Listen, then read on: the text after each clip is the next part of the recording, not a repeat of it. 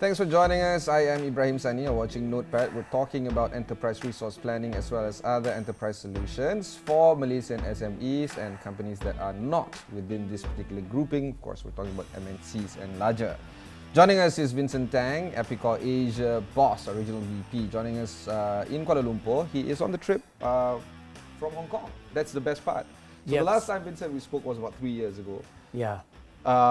It was before the pandemic. It was before what we knew it would be to be. After two and a half years of going through what would be something very momentous, changes have happened in the industry and of course within Epicor itself. Maybe you can walk through us into what Epicor was doing then, and then perhaps some of the changes that you guys have brought following the pandemic and the other solutions that you can bring to the enterprises right now. Sure. So basically, we continue to grow our business by helping the SME to adopt the digital transformation. In terms of solution offering, no longer talking about just ERP, but we are talking more about Industry 4.0, smart manufacturing solution, and whereby ERP is the core, but there are other solutions integrate into the ERP, such as MES, IoT, AI, big data and robots integration. Okay. And also in terms of deployment, in the past more on PERN, which is traditional deployment, but nowadays more on cloud. Cloud, and of course we're looking at SaaS and subscription as well. Yes. That is of course the way to do things moving forward. How has the take-up been amongst your clients, particularly the small and medium enterprises? Yeah, actually I see a trend of growing. And the growth is quite tremendously. Say for example, last quarter we just finished our Q3, and the growth of SaaS was like triple digits. Oh wow, phenomenal. Yeah. Triple digits, like 100,000, 200%, 200%, something like that. Yeah. Okay, and that means that not only are SMEs familiar with this, they really want this kind of solution. What would be some of the headache that they have to face? Is it pricing? Pricing is probably just one. I believe, lack of labor. Oh. Find, young people to work for a factory is also challenging. Yes. And they want to be more productive. In a way, how can they achieve more with existing number of workers? Okay. This idea of trying to attract talent or at least resources to do the work, does it mean that they have to rely on third-party solution providers like yourselves to do the work for them? Yeah, definitely. Is it cheaper then? In a way, yes, right? Because there's a lot of benefit, right? For example, I have a customer who is actually a printing manufacturer, and what they do is they print the label to their very brand name customer. And every time when they do that, they need a lot of people to do the QA checking to ensure the printing all are correct accurately. But with the system in place, they don't need so many people. They need just 3 people instead of 7 in the past. So these actually help them to cut down the cost as well as to make people more productive. And whereby they are not cutting the people, but they deploy the other people to another department to maximize, the benefit of using the employees. Because you cover a few markets, Malaysia, Singapore, Indonesia, the rest, we're looking at some developments in all these markets as well. Yep. Is it more or less the same across all these markets, or one market is completely different from the other? What would be some of the interesting factors that you can share with us? Yeah, actually, I see there's a trend for the company manufacturer in North Asia, say for example in China or Hong Kong. They now consider moving the plant to Southeast Asia, say for example Malaysia here, or Vietnam, or even Thailand. And in terms of the direction for the manufacturer, definitely they really want to not just rely on the existing ERP solution, but try to take in more, better technology, deployment on cloud, on SaaS, and additional applications such as a BI, how to turn the data into a meaningful information for quick decision. One market that stands out, of course, is Vietnam. I tend to ask my guests about this market. What do you think about it? This is an excellent market, right? As Epicor being a mid-market leader for the mid-size manufacturer, and Vietnam is an important market. We have been doing business in Vietnam for over 10 years, and we have a few partners, very active reseller over there. But Epicor decided to expand Vietnam market further, and that's why early last year we set up our legal office in Ho Chi Minh. During the pandemic, you were expanding. Yes. Okay, not common, not uncommon, but at the same time quite brave. How has it been for the past 1 year or so? So far, so good. We are now in our Q4 because our fiscal year is end of September. September. Okay, got it. Yeah, Vietnam already achieved the annual target. What would be some of the leading drivers that you think Vietnam is driving this growth? What's so special about Vietnam, the secret sauce? Yeah, I believe it's the manufacturing industry is booming.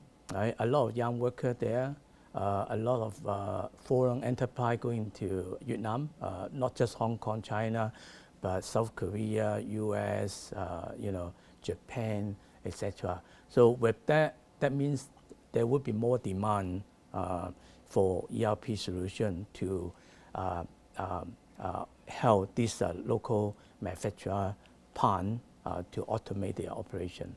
Do you think that other markets in Southeast Asia is going to lose out in the long run because of Vietnam's optimization? Not really. I do see Malaysia is still going. We are doing pretty well. Our largest office in Asia is actually in Kuala Lumpur, but we do see there's a very big growth in Indonesia as well. All right, let's talk about Indonesia next, but for now we'll go for one short break. When we come back, we'll discuss a little bit more with Vincent Tang, the Regional Vice President of Epicor Asia.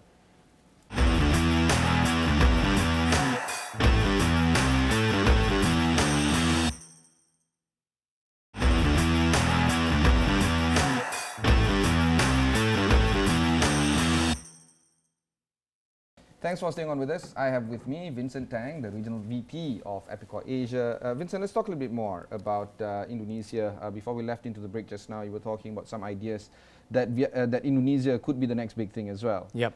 Could you share more ideas on why this is so, or why you think this is so? Yeah, I believe, again, manufacturing industry is a big market in Indonesia. And Epicor being the 5th largest ERP vendor in the world, but we are really focused on manufacturing. And this is where we see we can contribute to the country in Indonesia by helping these manufacturers to ride on the digital transformation journey. And what we also see is it doesn't mean they are new to ERP. They are already using some sort of ERP. Exactly. Yeah. But they want to improve the system by coming into Epicor. So what would be some of the improvements that you think is relevant to the Indonesian manufacturers? There are two types of consideration. One is more the SME. They are no longer a small company, right? They go up to a mid-sized company, and whereby the existing software cannot fulfill their growth, and that's whereby they come to Epicor, right? And they do not want to spend huge money by purchase the tier 1 ERP system. So this is one trend. The other trend, surprisingly, which also make our business going very well in Indonesia, is we do see there are some customers, they're already using the so-called tier 1 enterprise solution, but they found the ongoing maintenance is just too expensive for them, and they only use maybe 30% or up to 50% of the software offering. And then when they meet Epicor, right, they can use 80 to 90% or even 100% of the functionality Epicor can provide, and yet the cost is much lower in terms of initial purchase, and more importantly is the ongoing maintenance cost is also much cheaper. Of course, when you compare and contrast Epicor solution with some of the competitors, there would be some pro and con. Some of the items that you mentioned just now. That utility of the service providers that is being bought, people are using up to 50% of the functionality. I think you're being generous. I think it could be even lesser than that, because there is a learning curve on using enterprise software. training that is required. It's not like Microsoft Word and off you go, you know, Yeah. it's something else. And the idea here is, of course, the training and the solutioning, which begs the question of that ever pertinent question. Do we hire resources that are familiar with the business and make it familiar with the enterprise resource, not just enterprise resource planning products, but just enterprise products? Yep. Or do we rely on folks like you to provide SaaS and to provide subscription-based and to provide pay-as-you-go kind of modules? This is the question that a lot of SMEs are asking themselves. Yep. And if it means, you know, just pay-as-you-go, SaaS, module, subscription-based, is the cost in the long run worth it? But at the same time, is it worthwhile not having anybody in your company be familiar with these kind of resources? Because is that truly what we call the capacity building? Is capacity building important? You know, taking your hat, Epicor hat off and putting on your enterprise planning industry leader hat on, where do you see SMEs should be thinking about when it comes to growing, Yep. not just the business and revenue, Yep. but the capacity of themselves as a company to grow? Yeah. Yeah, in terms of deployment, actually Epicor doesn't force our customer to use either on-prem or SaaS. Right? We basically provide the freedom of choice to them, and cost is only one consideration. The other consideration is why people like to going to cloud or SaaS is because they don't have the IT team to maintain the system, and the deployment on cloud normally is much faster. Right? Once they make a decision, place an order, 24 hours they can access the system. Right? Unlike on-prem solution, you may, need to ship the software somewhere from the headquarters, say for example from US, and then you need to plan, when to install it. You need to prepare the hardware. All these kind of headache, Epicor will take care if it's a SaaS solution, right? In terms of how to enable the people on the knowledge, I believe the government, they also are doing something, and the industry association, they also promote the industry 4.0 solution, and we work with them, and we also have quite a number of partners in Indonesia. They understand the local need, and they understand the global ERP solution, and they match it together and to help the local customer in Indonesia to adopt the digital transformation. There is also that whole idea of one particular country or one particular market is vastly different from one another. I'm pretty sure Ho Chi Minh is very different from Hanoi. Yeah. I'm pretty sure Jakarta is very different from Bandung Yep. or Jogja or many other cities there, Surabaya. Do you feel that the kind of solutions that you provide to the market there has to be curated to what the industry needs at that particular locality or town? Or is it a one-size-fits-all in a way that most enterprises, particularly if they're in the manufacturing, it doesn't matter where they are in that city, as long as the enterprise solutions can be provided at a normal kind of uniformed way, that is enough for manufacturers to work with? Yeah, actually both, I would say. Definitely we need to come up with a standard solution that can fit for a certain target market. Epicor doesn't try to do everything. Right? If we try to do everything, we can't be, excellent in certain areas. So what Epicor does is we focus on mid-size manufacturing industry, and within manufacturing, we have a so-called make-to-order, make-to-stock kind of manufacturing type. So what Epicor does is we support both called mixed mode, but very strong on make-to-order. So who are they? For example, industrial machinery, metal fabrication, automotive parts, medical device, plastic product, and rubber. So all these, we already have a standard solution, which might not fulfill 100% of what they need, but basically 80 to 90%, right? And whereby the last 10% to 20%, we can configure the system to meet the local need, right? So for Indonesia, definitely they also have this so-called legal requirement, we call it CSF, country-specific functionality, which is different from one country to another, right? So for Vietnam, it's different from Thailand. Thailand is different from Indonesia. But within Indonesia, they are basically share the same CSF. Mhm. Do you feel that this is going to change because of the pandemic? People are now opting this better, but in the near term, let's say in the next 12 months, Yep. the market is still going to evolve further. What's the idea here? Yeah, we try to build more successful customer reference, right, in the country to increase the customer confidence in adopting the technology, right?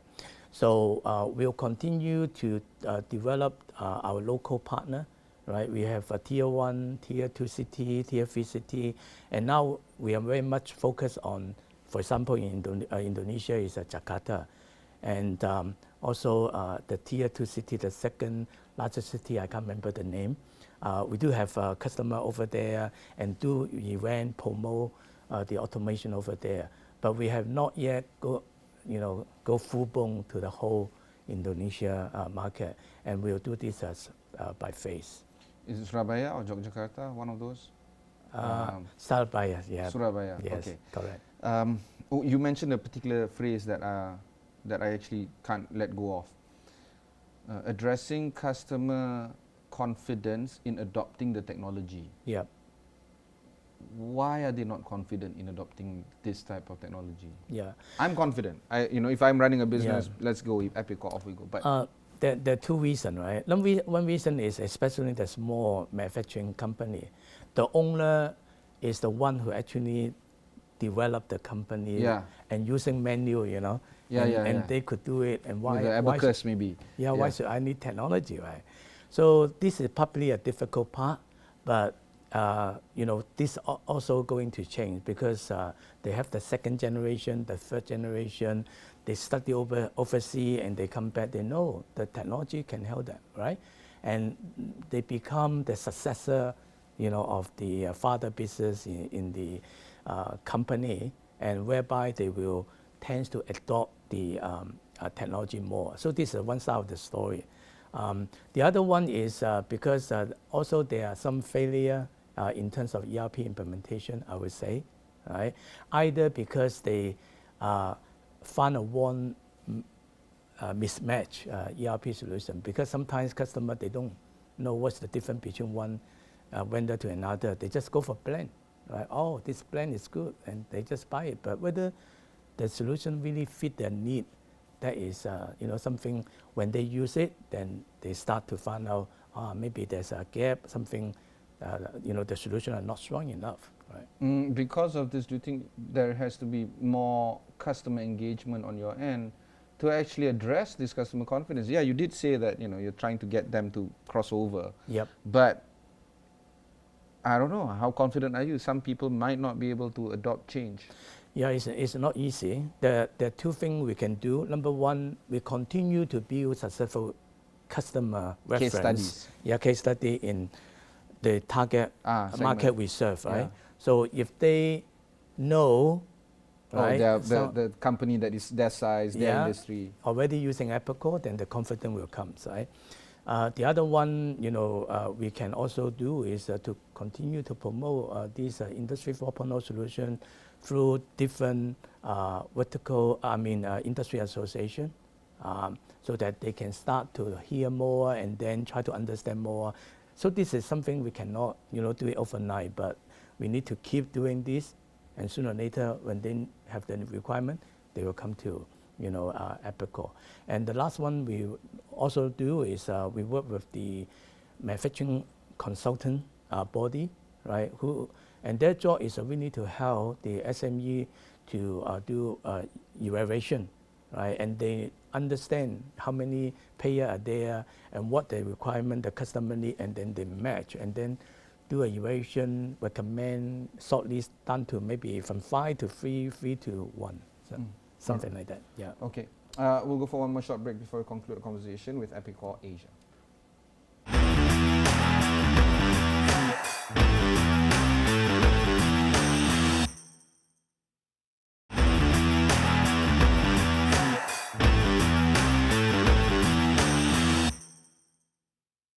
Thanks for staying on with us. I have with me Vincent Tang, visiting Kuala Lumpur from Hong Kong. Of course, Kuala Lumpur is just one of the many trips that you're like a rock star. You're traveling from city to city doing concerts. Yeah. Do you feel that the pandemic has taught us to do things a little bit differently? Yeah. How so? Yeah. You know, I spoke to a customer when I was in Penang 2 days ago. Penang. Yeah. Okay. And the CEO told me when they try to find worker, it's not easy, right? And especially the youngster, right? The first thing they ask, can I work from home? Manufacturing. Yeah. Okay. And you know, so this is where the technology can help, right? With SaaS, you know, people can work remotely. Because of this, the capacity building inside your company is also quite important. You're talking about business intelligence, AI, development. How's that coming along? I'm sure there's a lot of capex investment from your side as well. Yeah, Epicor is, you know, as I mentioned, we are very focused on this manufacturing journey, revolution, smart manufacturing for our customer. So ERP is a part of the solution, and we also provide the MES, right?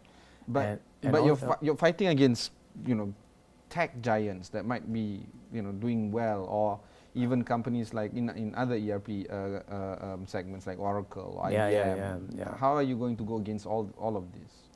Yeah, actually, I don't believe there's a best software in the world, but there's a best fit ERP solution in the world, right? Okay. So basically, it really depends on the customer need. If you are a small company and you try to buy the tier 1 ERP software, it's overkill. Overkill. Right? Now, that much I agree. Yeah. Yeah. On the other hand, if the requirement is very complicated, they try to go for a cheaper solution, ERP, and also it doesn't work, right? Yeah. So they need to base on their current requirement, as well as maybe down the road, 5 years on the road, what do they really need, right? And what is the big picture?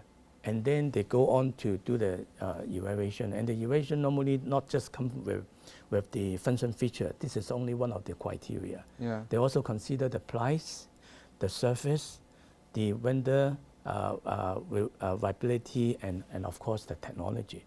I believe one of the differentiation Epicor has, easy to use, and easy to customize. But companies don't know how to evaluate themselves. Not because, I mean, they're in the business of doing whatever they want, right? Yeah. They're not in the business of evaluating the capacity of ERP. Yeah. How do you help them? Yeah. Understand their own needs. They might not know what they don't know. Yeah. So normally when we do a selling, we don't just go in to do a standard demo. Right. The first thing we need to do, factory visit, understand the requirement, talking to the department, right? And then we consolidate a requirement list. It could be like 200 requirement list, and then we share with the customer, is it what you want? What is your priority? And with that, then we can, you know, prepare our demonstration and to prove, you know, how it works. And normally we also do a POC, a proof of concept, right? And customer is become more and more smarter in buying. So not only they just see your demo, but they also request, you know, us of course. Put in the data, the bond of material, the customer information, and go through this code to cash. Are you going to be honest with your clients if it doesn't, you can't offer that kind of solution? Definitely, we need to. Oh, this is too much. This is too complicated. I think tier 1 solution would be better for you. Yeah, we do walk away from, you know, certain opportunity, because what we want is not just to make a deal, right? We want to create a happy customer, and this why Epicor can last long, right? Yeah. It's been around what, 30, 50 years, something like that? Oh, we just passed our 50-year anniversary. Congratulations. And myself have been working for Epicor 23 years now. All right. Yeah. You look young. So what? You joined when you were a baby. Thank you. What's next for you? What's next after Kuala Lumpur? Indonesia. Yeah, Indonesia, and then Thailand, and then Vietnam, and then go back to Hong Kong. Fantastic, fantastic. It's always a pleasure speaking to you, Vincent. The last time we spoke was 2020 in January. Yeah. Just before the pandemic. Who would have known, right? The pandemic would have hit after we spoke. Yeah. I hope there's no pandemic after this time round. So seems like there's going to be a trend right now. That was our conversation with Vincent Tang, the Epicor Asia Regional Vice President. If you missed any part of this interview, just head on to astroawani.com. Look for Notepad or Epicor there.